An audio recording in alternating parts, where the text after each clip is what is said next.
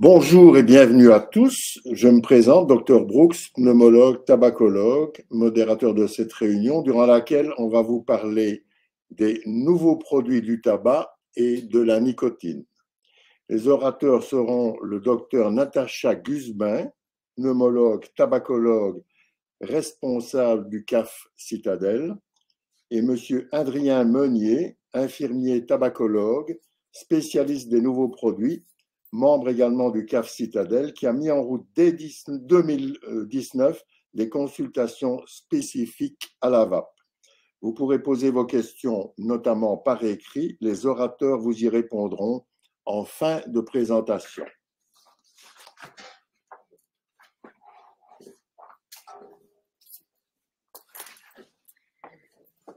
Bonjour, merci Monsieur Brooks. Donc je vais laisser Adrien introduire le sujet. Parfait. Go, on est parti. Donc, on va vous parler donc des nouveaux produits du tabac et de la nicotine.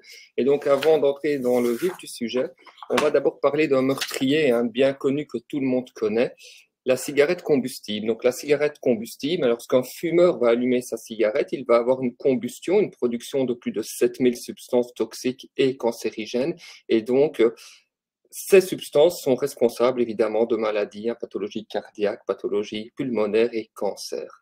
C'est toujours important de garder à l'esprit que c'est bien cette combustion qui tue, donc l'inhalation de cette fumée, mais pas la nicotine. Le fumeur, il fume parce qu'il éprouve un plaisir et ce plaisir est dû à la nicotine. Il va inhaler la nicotine qui va se fixer sur des récepteurs cérébraux et libérer des endorphines et des hormones de bien-être. Donc on fume pour la nicotine, mais on meurt à cause des goudrons. Et très important de l'expliquer aux patients pour qu'ils suivent ce traitement et qu'on réussisse les arrêts tabagiques avec succès.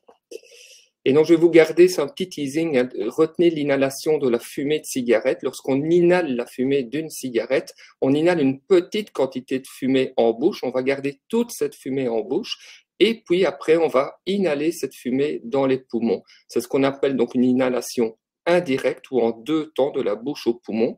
Retenez bien cette image car on la compare avec l'inhalation de la vapeur d'une cigarette électronique. Donc, la cigarette combustible, on peut la voir un peu comme un véhicule très efficace pour donner la drogue à son patient, la nicotine. Le problème, c'est que ce véhicule est très polluant et donc les entreprises, les multinationales du tabac, mais aussi d'autres entreprises ont inventé un nouveau concept, des nouveaux concepts qu'ils ont appelés alternatives sans combustion, produits sans fumée, produits à risque réduit, donc des produits qui seraient moins nocifs que la cigarette combustible et qui pourraient aider au sevrage. Et parmi ces produits, il y en a principalement 3, la cigarette électronique, le tabac chauffé et les sachets de nicotine. Et donc, durant cet exposé, nous allons nous poser 3 questions. Quelle est la composition de ces produits? Sont-ils toxiques ou moins toxiques que la cigarette combustible? Et puis, peuvent-ils être utilisés pour une aide au sevrage ou au contraire, représentent-ils une porte d'entrée vers le tabagisme pour les jeunes? Donc, entrons dans le vif du sujet avec la cigarette électronique. Elle est apparue vraiment en masse en Europe dans les années 2010 et la première qui est utilisée, c'est la box mode. On l'appelle mode car elle est modifiable, c'est-à-dire qu'on peut choisir l'embout, la résistance et le type de batterie que l'on veut. Et box car elle est composée d'un gros boîtier, d'une grosse batterie. Le principe est très simple. Vous avez une résistance qui est fixée à la batterie. Cette résistance va chauffer par l'intermédiaire de la batterie et cette résistance en contact avec le liquide va chauffer le liquide et transformer le liquide en vapeur, vapeur que le vapoteur va inhaler. Et donc vous voyez la grosse différence, c'est que vous n'avez pas de combustion, vous n'avez pas de fumée, vous n'avez pas l'inhalation de ces 7000 substances toxiques et cancérigènes. Il inhale donc un liquide, de la vapeur d'un liquide qui est composé principalement de 2 substances, la glycérine végétale et le propylène glycol qui ont la capacité, la particularité de se transformer en vapeur à basse température.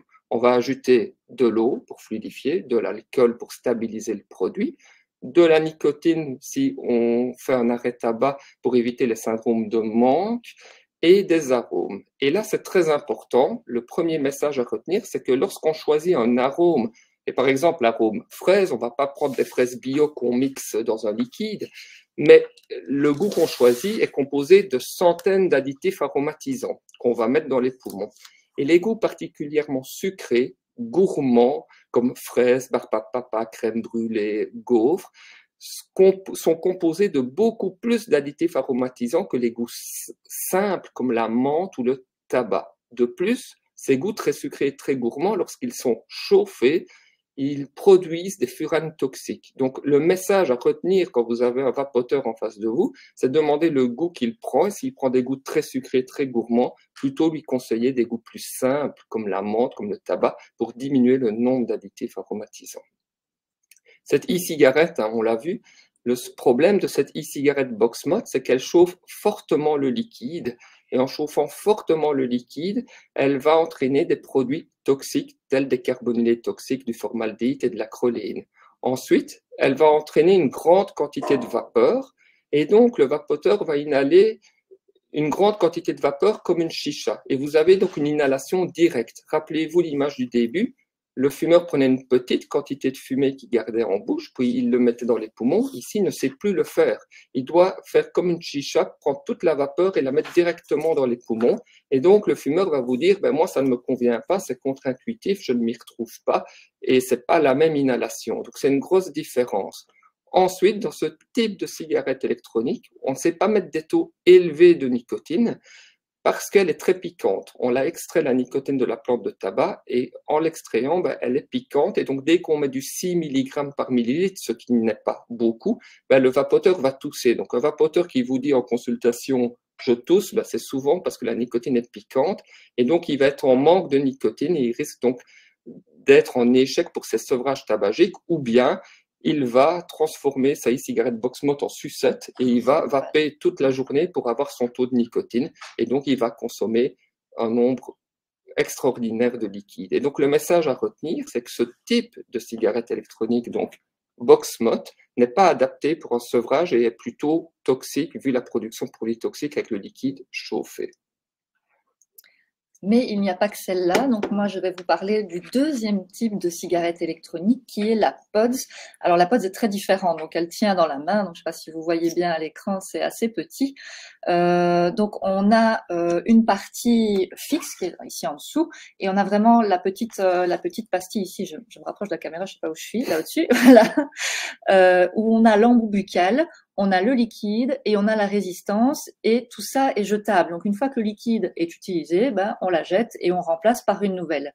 Alors ben, c'est très facile à utiliser. En fait, il suffit de la clipser, c'est aimanté. Donc il faut pas appuyer sur rien du tout pour déclencher l'inhalation. Donc c'est vraiment très simple à utiliser. Il est pré-rempli, donc ça évite les manipulations. Maintenant, il y a également des pods rechargeables. Donc on peut recharger le petit liquide. Ça revient quand même moins cher, surtout à l'heure actuelle où tous les prix ont augmenté. Mais encore une fois, c'est beaucoup plus sûr parce que la résistance est changée très souvent, beaucoup plus souvent qu'avec la BoxMod où il faut faire la démarche soi-même, d'aller dans le magasin, faire la manipulation, etc. Ici, en changeant la tête, on change la résistance et du coup, elle est toujours en bon état et elle chauffe moins. Il y a moins de risque de surchauffe, moins de risque de résidus. Il y a également beaucoup moins de liquide inhalé, mais ça, je vais en parler un petit peu après. Donc ici, le message par rapport à cette première diète, donc c'est facile à utiliser et plus sécure par rapport à la résistance. Ensuite, ben voilà, ça c'est un schéma, j'aurais dû me limiter à ça plutôt que jouer avec la caméra. Donc voilà, vraiment, c'est l'embout buccal avec le liquide à l'intérieur et la petite résistance donc qui est changée avec chaque embout. Alors, qu'est-ce qu'il y a dedans? Eh ben, à peu près la même chose, hein. Donc c'est juste les proportions qui sont un petit peu différentes. Il y a moins de glycérine végétale parce qu'il y a moins besoin d'adoucir, parce que la nicotine qui est à l'intérieur est une nicotine qui est différente, qui est modifiée. Ce sont des sels de nicotine. Et les sels de nicotine, donc je vais vous expliquer un petit peu, donc c'est une nicotine qui a été modifiée pour être moins piquante notamment et plus efficace. Donc ici on retrouvera aussi du propylène-glycol, des fluidifiants, de l'eau et de l'alcool.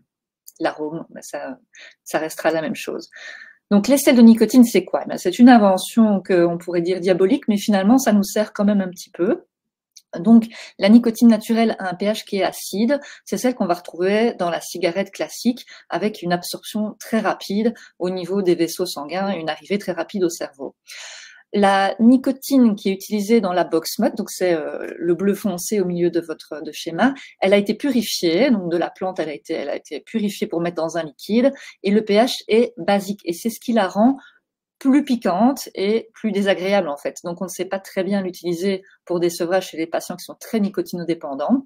Du coup, toutes les firmes de cigarettiers qui sont derrière ont inventé la nicotine purifiée avec un ajout d'un acide qui réabaisse le pH de la nicotine et qui la rend plus facile, plus douce à l'inhalation. Par ailleurs, elle est nettement plus efficace. Donc ici, sur ce schéma, c'est la vitesse d'absorption de la nicotine. Tout en bas, on a la nicotine avec la cigarette e-cigarette, la cigarette électronique standard. Tout en haut, on a la cigarette combustible, donc celle qu'on fume. Et vous voyez le bleu turquoise, ça se rapproche très près avec les sels de nicotine. Donc au niveau efficacité pour le sevrage, pour satisfaire le besoin de nicotine, on est vraiment plus proche. Alors, quel est l'intérêt finalement des sels de nicotine? C'est très intéressant chez les patients qui ont besoin d'une grosse dose. Chez un patient qui fume 5 cigarettes par jour, c'est moins intéressant, mais on a rarement des sevrages, c'est ce genre de patients, mais en tout cas en pneumologie, on est plutôt sur 20 ou 40 cigarettes par jour. Donc clairement, c'est des patients qui sont très nicotinodépendants, qui sont éventuellement essoufflés parce qu'ils ont une maladie respiratoire ou qui ont des problèmes ORL. Donc avoir un produit qui est irritant dans ce cas-là est quasiment impossible. Et donc les gens viennent en consultation, on leur propose une cigarette électronique. La première réaction, j'ai essayé, docteur, ça me fait tousser plus que la cigarette classique, donc j'ai repris la cigarette classique. Donc ici, on a vraiment une alternative plus douce, plus concentrée. De nouveau, on va retrouver cette inhalation en 2 étapes, avec d'abord une inhalation d'une petite quantité au niveau de la bouche, et puis dans un deuxième temps l'inhalation, donc quelque chose qui se rapproche plus de la consommation de tabac classique, avec beaucoup moins de vapeur, beaucoup moins de liquide qui s'est consommé de ce fait, parce qu'on a finalement c'est plus concentré dans la vapeur, il y a plus de nicotine par millimètre cube, si j'ai envie de dire, mais donc on est plus efficace avec moins de produit qui va être vaporisé. Donc finalement, c'est une bonne alternative. Alors voilà, idéal pour un sevrage, j'allais y venir, mais donc on a quelque chose de plus sûr parce que moins de vapeur, moins de produits toxiques, des résistances qui sont changées régulièrement, donc moins de risque de surchauffe, et une nicotine qui est plus facilement tolérée et surtout plus efficace. Alors comment est-ce qu'on utilise la cigarette électronique dans le cadre d'un sevrage?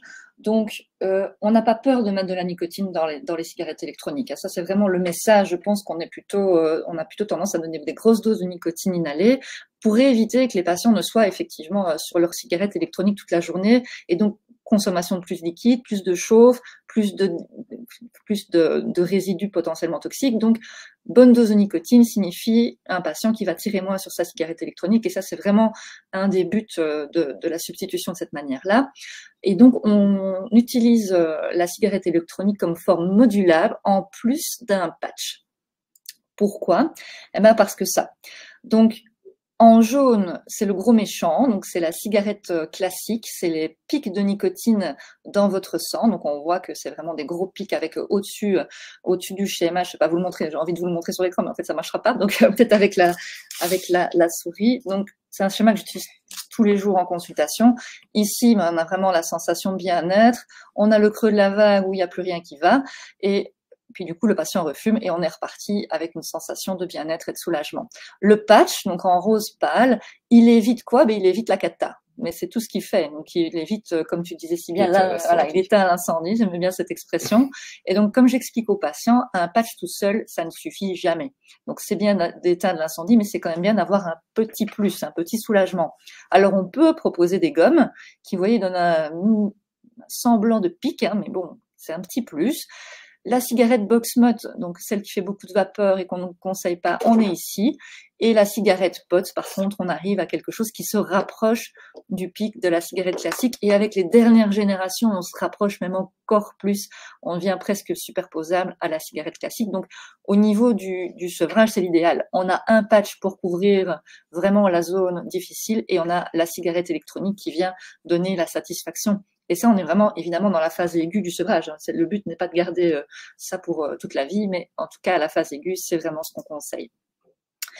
Mais évidemment, ça s'est pas arrêté là. Hein, mais évidemment, il y a eu des ripostes du monde de la cigarette. Donc là, je vais laisser parler Adrien pour le mal incarné. Voilà, donc c'est ici que tout dérape. Hein, donc il faut savoir que l'e-cigarette, au départ, c'est inventé par des entreprises indépendantes des multinationales du tabac et les multinationales du tabac ne croyaient pas du tout en l'e-cigarette vu que ça délivrait très mal la nicotine. Et puis quand sont arrivées les e-cigarettes avec POTS, ben, un pic de nicotine presque le même que le pic de nicotine d'une cigarette combustible et une inhalation presque la même qu'une inhalation d'une cigarette combustible, ben, ils ont commencé à racheter tous les brevets et chaque multinationale du tabac a créé sa propre e-cigarette. Donc voilà, là vous avez les marques de chaque multinationale du tabac. Et on a vu arriver à ce moment-là des nouveaux goûts. Donc avant, les goûts, c'était des goûts simples, donc des goûts fraises, des goûts menthe, des goûts fruits des bois. Et là, on a des goûts frais qui sont apparus comme menthe polaire, menthe douce, etc. Nous nous sommes un peu posé des questions et les dernières études tendent à montrer qu'en fait, ces goûts frais, c'est pas anodin. Ça pousse les jeunes à consommer davantage de liquide et donc, s'il y a de la nicotine, davantage de nicotine également. Donc, c'est important peut-être de retenir ce type de marque pour éviter de les donner ou de les conseiller aux vapoteurs. Et donc, le message à retenir, c'est que lorsqu'on veut une e-cigarette, c'est mieux de se rendre dans un vape shop car les magasins de vape vendent souvent des e-cigarettes indépendantes des multinationales du tabac. Vous allez me dire, ben, où trouver les e-cigarettes liées aux multinationales du tabac? Ben, partout. Hein. Donc ici, c'est une photo que l'on a prise dans une grande surface ici sur Liège. Et donc le but, c'est vraiment d'en fournir partout pour élargir le public cible. Hein. Alors nous pensions avoir tout vu, puis est arrivée une nouvelle invention qui est la puff. Donc la puff, c'est une cigarette électronique jetable, donc on l'achète toute faite. Hein, ça ressemble très fort. Elle est prête à l'emploi, elle a le liquide, le taux de nicotine dedans et une batterie déjà chargée. On l'achète à un prix très démocratique, c'est des goûts très attractifs et on vape dessus et puis quand c'est vide, eh ben on jette à la poubelle. Le problème de ce type de cigarette électronique jetable, c'est la présence dans beaucoup de sels de nicotine. Donc, comme a dit Natacha, ben, de la nicotine qui est déjà très addictive et qu'elle a un pic presque le même que la nicotine d'une cigarette combustible. Mais dans certaines cigarettes électroniques jetables, on retrouve de la nicotine synthétique, c'est-à-dire de la nicotine faite en laboratoire. Alors, quel est le but? Ce type de nicotine, elle est insipide, c'est-à-dire qu'on n'a pas le goût caractéristique de la plante de tabac.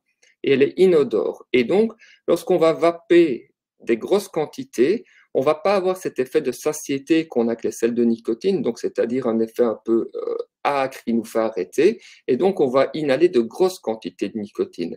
Donc le problème, si le public cible visé sont les jeunes, on va exposer le cerveau à de grosses quantités de nicotine ultra addictive, et donc il y a un risque de dépendance et d'effet passerelle vers le tabagisme, et aussi un risque d'effet néfaste sur le développement du cerveau en développement.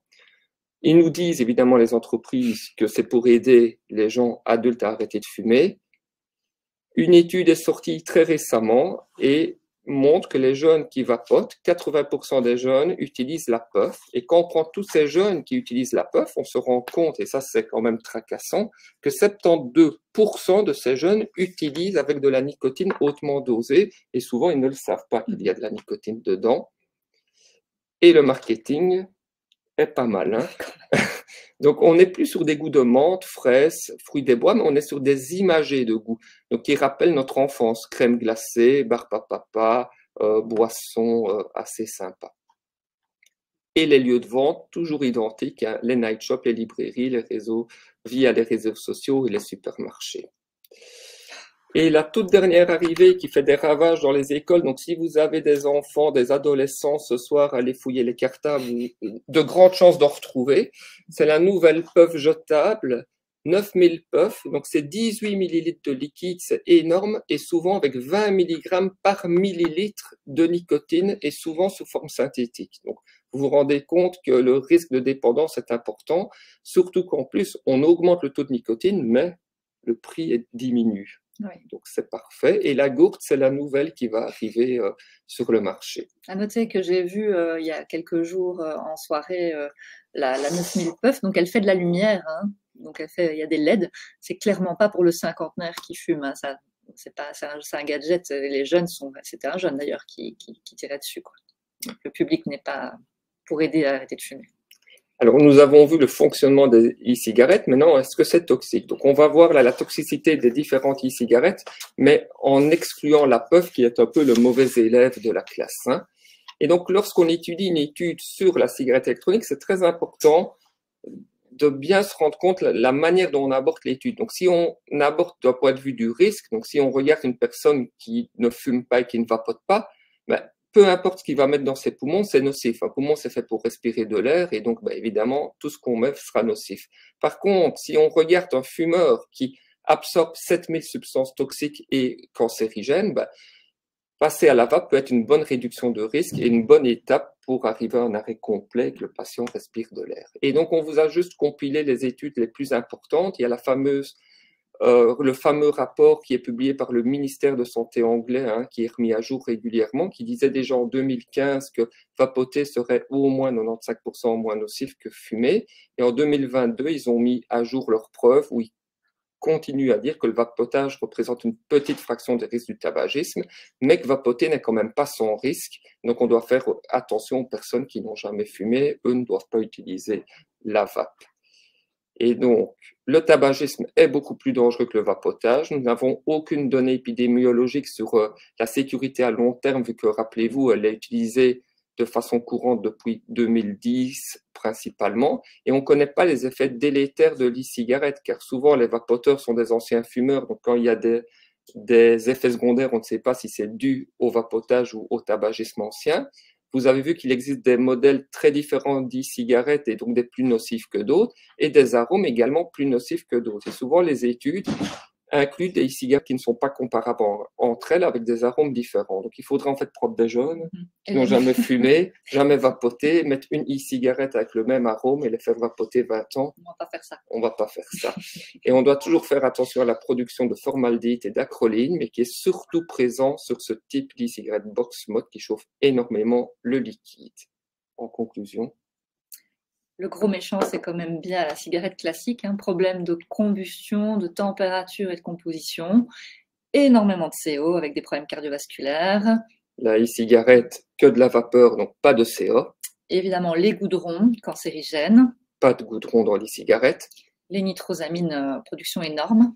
Uniquement des traces de nitrosamine qui sont dues au traitement de la nicotine que l'on met dans le liquide. Et des milliers de substances irritantes pour les poumons, notamment. Hein, donc ici, on fait le poumon, mais des milliers de substances irritantes pour le poumon. Et uniquement propylène glycol et glycérine végétale dans la cigarette électronique. Alors, quid du sevrage? Est-ce qu'il y a des études sur le sujet? Eh bien oui, et elles sont toutes récentes. Ici, donc, c'est la dernière revue Cochrane de 2024 qui porte quand même sur 30 000 patients et qui montre assez nettement qu'il y a vraiment un intérêt à utiliser la cigarette électronique avec de la nicotine pour augmenter ses chances d'arrêt tabagique par rapport aux thérapies de substitution classiques, donc par rapport à patch plus gomme ou patch plus spray, ce qu'on veut. Et donc la cigarette électronique a montré une efficacité supérieure. Alors on a un peu plus de détails dans une étude qui est sortie en février dans le New England, qui porte sur un peu plus de 1000 patients, où il y a 2 groupes. Alors la méthodologie est un tout petit peu discutable parce que donc il y a quelques biais quand même qui sont quand même significatifs. Donc dans le premier groupe, qui est le groupe intervention, on a donc donné une cigarette aux patients, une cigarette, et on a fourni les liquides avec la nicotine. De l'autre, on a donné des vouchers aux patients qui faisaient ce qu'ils en voulaient, donc soit ils allaient chercher des substitutions nicotiniques en pharmacie, soit ils n'y allaient pas. Donc ça, c'est déjà un petit problème au niveau de la méthodologie. Et puis évidemment, il n'y a pas d'effet placebo, enfin il n'y a pas d'effet, c'est pas en double aveugle. Forcément, les gens ils savent bien qu'ils prennent une cigarette électronique, ou ils savent bien s'ils ont un patch ou pas. Donc ça, c'est les 2 biais principaux. Donc les résultats de cette étude à 6 mois montrent des résultats qu'on retrouve dans d'autres études, où on montre un taux de sevrage à 30% pratiquement chez les patients avec la cigarette électronique, et à 16% dans les substitutions nicotiniques, ce qui est aussi ce qu'on retrouve dans la littérature habituellement. Et par contre, et ça on le sait bien, hein, c'est le taux de sevrage de la nicotine, donc l'arrêt de la substitution nicotinique est plus facile avec les patchs, 35% plus ou moins d'arrêt à 6 mois du sevrage tabac, contre 20% seulement, donc 80% continuent leur cigarette électronique à distance de l'arrêt tabac. Et donc ça, on le sait bien. Donc évidemment, on l'a vu, donc les sels de nicotine sont plus addictifs que les patchs. Bah oui, forcément, ils sont plus efficaces aussi. Donc c'est quelque chose qu'il faut travailler avec le patient et partir dans l'idée que c'est une mesure qui est temporaire, et travailler dans un deuxième temps le sevrage de la nicotine, de la cigarette électronique. Alors, quelles sont les recommandations? On est clair que chez les non-fumeurs, c'est non, jamais. C'est vraiment formellement contre-indiqué parce que c'est vraiment une voie d'entrée vers le tabac et en particulier pour les jeunes. Elle n'est pas sans risque, c'est quand même mettre des produits qui ne doivent pas y être dans un poumon, donc clairement, c'est pas recommandé. Par contre, c'est une bonne alternative pour les fumeurs. On sait bien qu'on diminue le risque par rapport au tabac, ça, il n'y a pas photo. Les études l'ont prouvé, et puis la logique est là. Et puis, il y a un intérêt et une efficacité par rapport au sevrage, avec bien évidemment un accompagnement chez un tabacologue et une substitution nicotinique de base avec un patch. Donc, il faudrait évidemment que la cigarette soit considérée comme un outil de sevrage, mais pour le moment, c'est pas encore vraiment le cas. Mais par contre, victoire pour la puff, donc le petit dispositif jetable ici qui a plein de goût sympa et qui par contre contient des doses monstrueuses de nicotine. À partir du 1er janvier 2025, elle va être interdite. En Belgique, on est le premier pays en Europe à le faire et on est très content de ça. Alors, les recommandations ne change pas beaucoup finalement dans le cadre de l'aide au sevrage, c'est juste la forme modulable qui peut éventuellement varier. Les traitements pharmacologiques classiques sont recommandés en première intention. Malheureusement, on n'a plus de traitement par la bouche comme on avait avant, mais bon voilà, il y a des alternatives possibles. La substitution classique, puis dans un deuxième temps, on peut ajouter une cigarette électronique chez les patients, c'est très compliqué, sans oublier de partir du principe qu'il faudra sortir de la vape à un moment donné avec une réduction progressive des doses de nicotine inhalées. L'intérêt, c'est d'arrêter tout un jour, donc il faut vraiment que ce soit dans les objectifs de départ avec le patient. Par principe de précaution, la vape pas chez les femmes enceintes et pas chez les jeunes. On utilisera une substitution classique. Voilà, je ne vais pas revenir là-dessus, je pense qu'on en a déjà parlé, donc c'est un petit rappel sur la box mode, non, la cigarette avec pods rechargeable, donc oui, et la puff, non. Voilà, je crois que j'ai bien fait un bon résumé. En bref, pour répondre déjà aux deux questions du chat, lorsqu'on utilise une e-cigarette, donc ça c'est les post-it qu'on a sur notre ordinateur quand on décide de mettre une e-cigarette à un patient, on prend une e-cigarette avec POX, car elle chauffe moins le liquide, elle est idéale pour un sevrage, et on peut l'acheter dans des magasins de vape, Madame Simon, comme ça on répond déjà. Au niveau des remboursements, il n'y a pas de remboursement pour l'e-cigarette, pour les patchs et les comprimés non plus, mais sans discussion. Il y a un dossier qui est introduit pour les patchs, alors, de nouveau. Quand on prend la e-cigarette avec POX, on évite les arômes sucrés et gourmands, on met un taux suffisant de nicotine dans le liquide, comme ça il ne va pas inhaler de quantité énorme de liquide. Et surtout, on l'utilise comme forme modulable. Donc, on met avec un patch et on peut même mettre en plus des comprimés comme forme modulable et des sprays. Ce qu'on dit souvent à notre patient, nous, on donne le menu, donc on met un patch d'office, on donne des comprimés, des sprays, une e-cigarette et on leur dit une petite envie de fumer, comprimé, spray, une grosse envie de fumer, e-cigarette. Et comme ça, on utilise l'e-cigarette de manière raisonnée. Mais c'est pas tout. Il est arrivé un nouveau concept qui est 100% made in multinational du tabac, le système de tabac chauffé. Donc le système de tabac chauffé, chaque multinational du tabac a créé son produit. On va vous présenter uniquement celui de Philip Morris qui est l'IQOS car ils sont leaders et qu'ils vont arriver en Belgique bientôt, mais qui sont déjà fort présents en Allemagne et en France, et donc on a déjà des patients qui ont ce type d'appareil. Le système est simple, le concept est simple, c'est des cartouches de tabac que l'on achète, qu'on vient en fait insérer et qui s'empale dans une broche ici céramique. Et cette broche céramique, par l'intermédiaire de la batterie, va chauffer le tabac et on va inhaler du tabac chaud. La publicité de Philip Morris est la suivante, une technique révolutionnaire qui chauffe le tabac sans le brûler, sans cendre, mais avec le vrai goût du tabac. On se demande même pourquoi ils n'ont pas inventé avant. Lorsqu'on regarde leur publicité, vous voyez, ils vous disent que la cigarette combustible produit de la fumée, donc c'est mauvais, que l'e-cigarette produit de la vapeur et que le système de tabac chauffé produit également de la vapeur. Donc, ça sous-entend que le système de tabac chauffé est assimilé à la cigarette électronique. Ici, une photo d'un point de vente à Paris, d'un bureau de poste, où vous voyez qu'ils vous vendent le système de tabac chauffé et le système de cigarette électronique une à côté de l'autre, et qui vous appellent tous les deux, ces systèmes sont appelés tous les deux des alternatives sans combustion. Ils vous disent également que c'est 95% moins nocif qu'une cigarette combustible. Rappelez-vous, c'est la conclusion de la première étude pour la cigarette électronique. Vous voyez, il y a une confusion volontaire pour qu'on assimile ce système de tabac chauffé à une cigarette électronique. Maintenant, est-ce vrai? Alors, il n'y a pas beaucoup d'études qui ont été réalisées sur le sujet, parce que beaucoup d'études ont été faites et financées par les entreprises de tabac, mais il en existe quelques-unes, et les études indépendantes sont formelles. L'IQOS, les systèmes de tabac chauffé, émettent de la fumée, et on retrouve tous les constituants présents dans la fumée de tabac. En moins grande quantité, certes, parce que c'est chauffé moins fort, à 300 degrés, mais on les retrouve tous. Et ici, c'est une photo, c'est assez intéressant, où on voit la broche en céramique dans laquelle on vient empaler la cartouche de tabac, propre, non utilisée.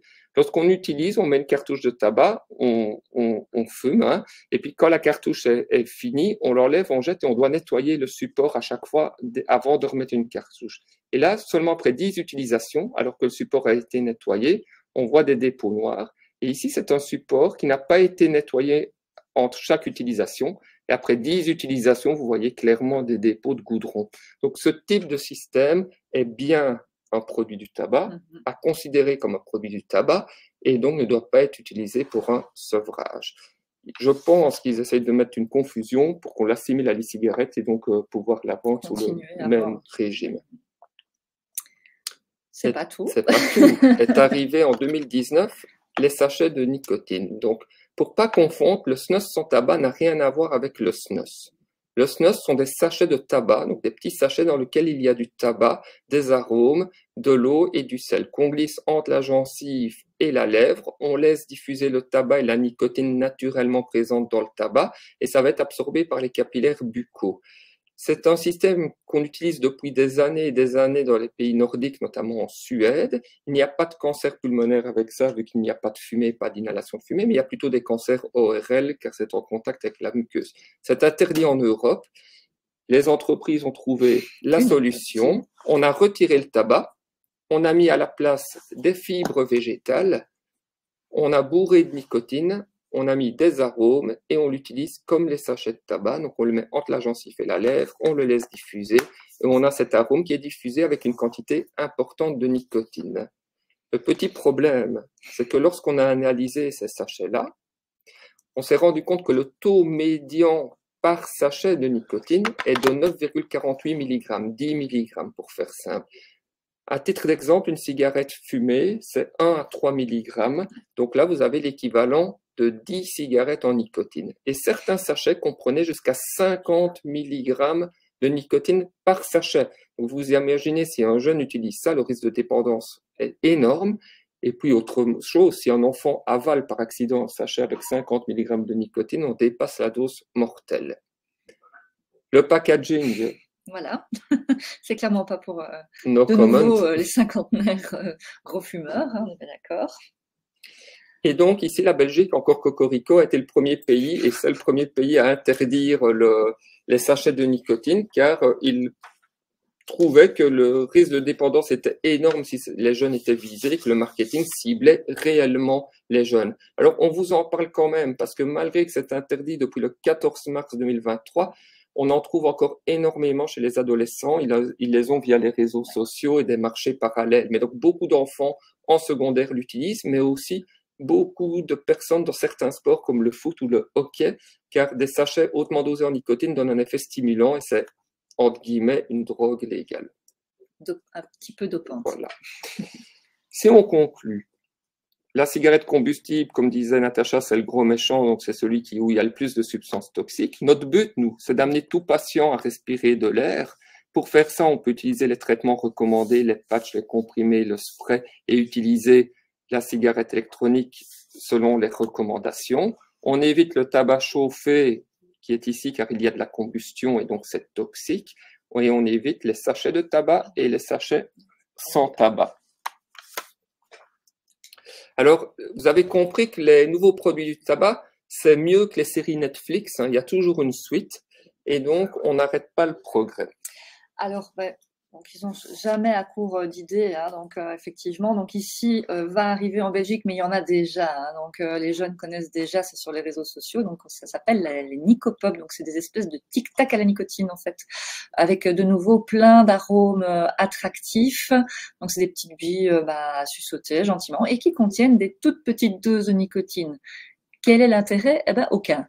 Parce que non seulement, c'est pas suffisamment fort que pour aider à un sevrage tabagique, on est sur 0,4 mg de nicotine, donc là, de ce côté-là, on risque pas grand-chose, certes, mais ça ne sert vraiment à rien.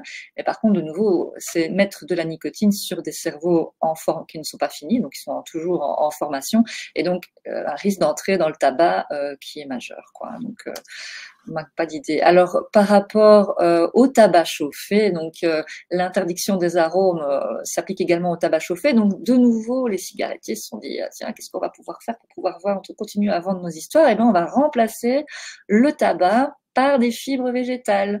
Donc voilà, on a donc des cigarettes, des cigarettes électroniques avec des fibres végétales, qui n'est pas du tabac, mais qui contient de la nicotine. Et de nouveau, c'est vendu comme quelque chose qui est sain, enfin sain, pas toxique, sans fumée, sans combustion, etc. Mais il y a quand même une température de chauffe, et il y a quand même des résidus, et c'est quand même potentiellement toxique. Et donc nous, on sera contre. Je pense qu'on peut le dire. Oui.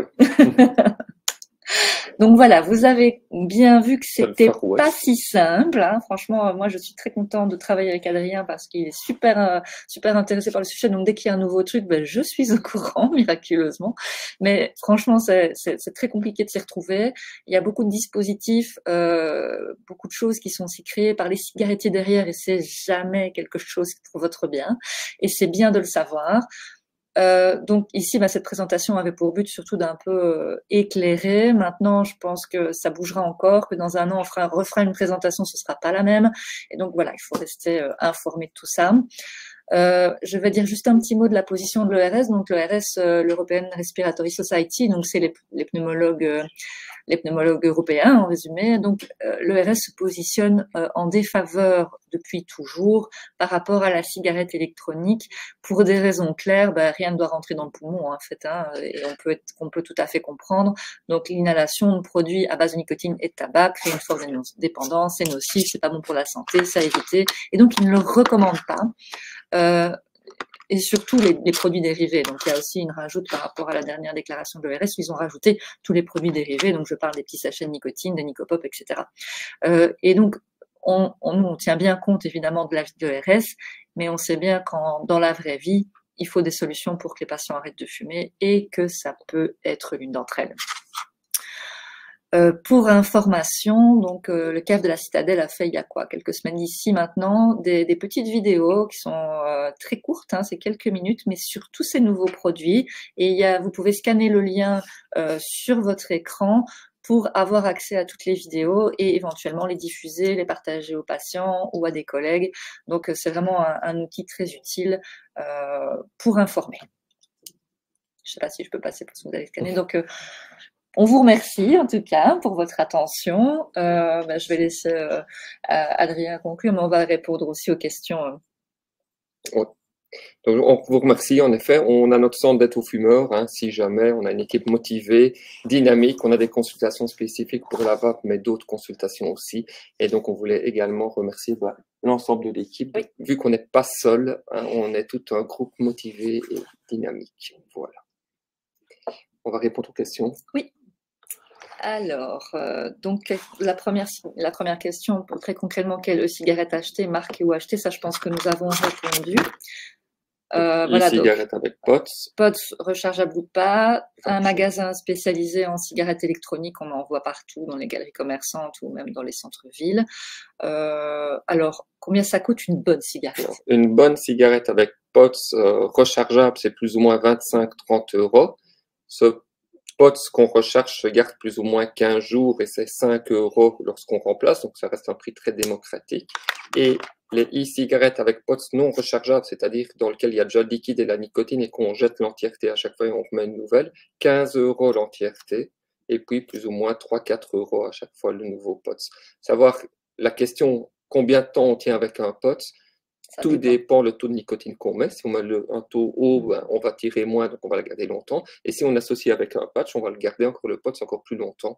Et donc c'est le but, hein, toujours associer avec des patchs pour diminuer la quantité de liquide.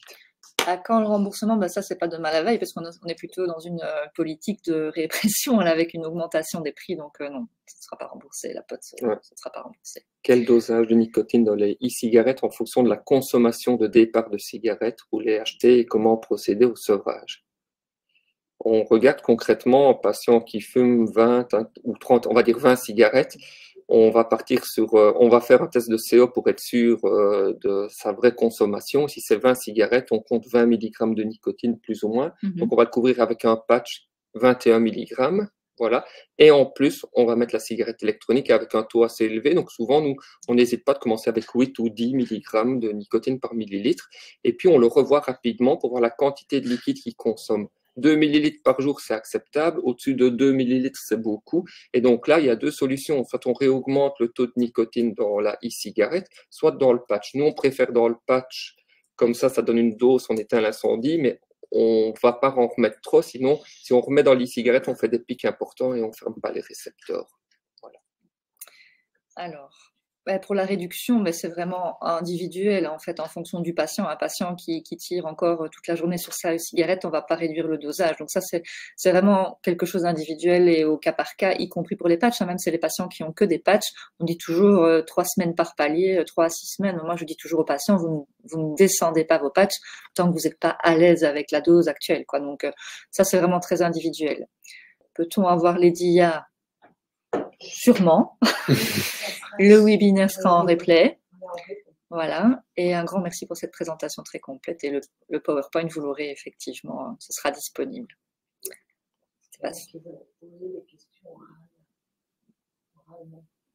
Oui, est-ce que vous avez des questions? Oui, il y a moyen d'activer les micros aussi.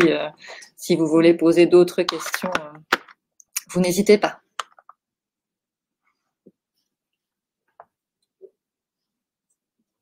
Mais de rien. Voilà.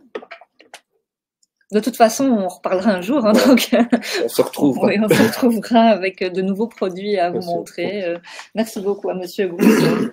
Merci mille fois pour cette présentation absolument remarquable. Et le fait qu'il y ait peu de questions, finalement, démontre qu'ils ont presque au départ répondu à toutes vos questions potentielles. Et je les remercie encore. Merci beaucoup. Avec plaisir.